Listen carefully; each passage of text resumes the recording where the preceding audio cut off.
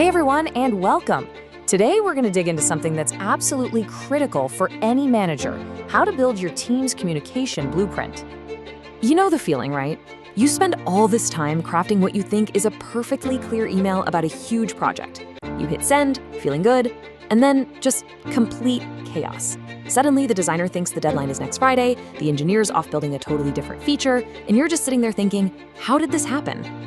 It's so frustrating and honestly, a massive waste of time. And here's the thing, it's really not about blaming your team. The problem is usually the system, or more likely, the lack of one. Think about it. You would never, ever try to build a house without a blueprint. So why do we try to build high-performing teams without a clear plan for how we communicate? It just doesn't work. So let's fix that. Right now, we're going to walk through how to construct that blueprint, and we're going to use a simple but really powerful 4-step framework to do it. This is your guide to building a communication structure that stops those crossed wires before they even have a chance to happen. Okay, so here's our roadmap. It's 4 key steps. We'll start by laying the foundation. Then we'll build out the framework. Step 3 is all about making the human connection. And finally, we'll run a stress test to make sure the whole thing is solid. Ready? Let's get into it. All right, first things first, you gotta have a solid foundation. And what that means is that every single piece of communication, I don't care if it's a 5-second Slack message or a formal project plan, it needs to begin with a clear, specific purpose. So what exactly is a communication objective? Well, it's just the answer to one simple question. After my team reads this or hears this, what do I need them to know? What do I need them to feel? Or most importantly, what do I need them to do? See, it's not just about sharing information. It's about driving a specific outcome.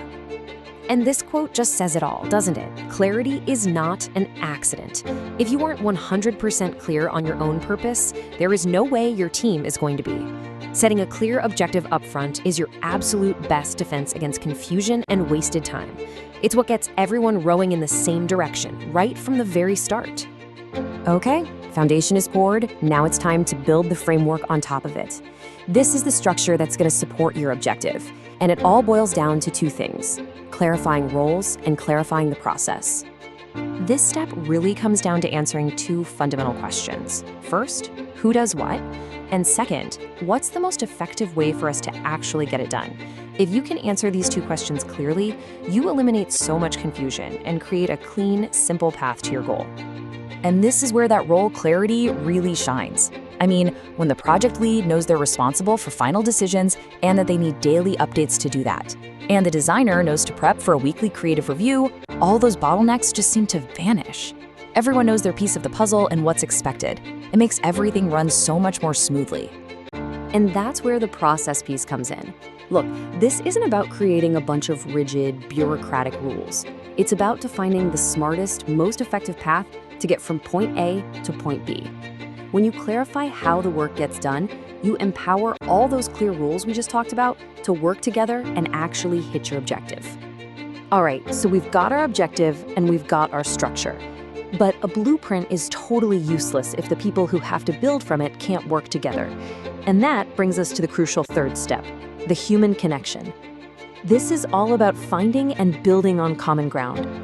I mean, just look at this comparison. It's night and day, isn't it? When there's no common ground, teams are just running on a bunch of different assumptions. That breeds mistrust and everything slows to a crawl. But when you take the time to build that common ground, you get trust, you get shared understanding. And that's where successful teamwork actually happens. And please, don't think of this as some kind of fluffy, nice to have. It is non-negotiable. Finding those shared goals, those shared values, that shared knowledge, that's the glue that holds your entire blueprint together. It's what turns a group of individuals into a truly cohesive team. Okay, so we have designed our perfect blueprint. Now for the final and maybe most important step, the stress test.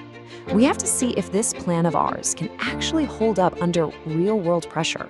And the way we do that is through team exercises. I mean, think about it. An architect's blueprint is just a drawing, right? It's a theory until the construction crew actually starts trying to build the thing. Your communication plan is exactly the same.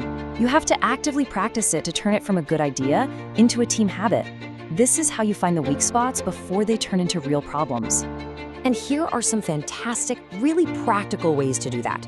You can try role-playing difficult conversations or run a pre-mortem where you imagine a project has already failed and work backward to figure out why. You could even just map out the communication flow for your next project.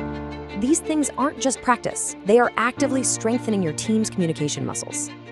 And there you have it, your complete communication blueprint. It all starts with a solid foundation by defining your objective. It's supported by a strong framework of clear roles and process. It's all held together by the human connection of common ground, and you prove that it works with a stress test. And that's really the bottom line, isn't it? Following a blueprint like this, it's not just about having fewer arguments or sending clearer emails.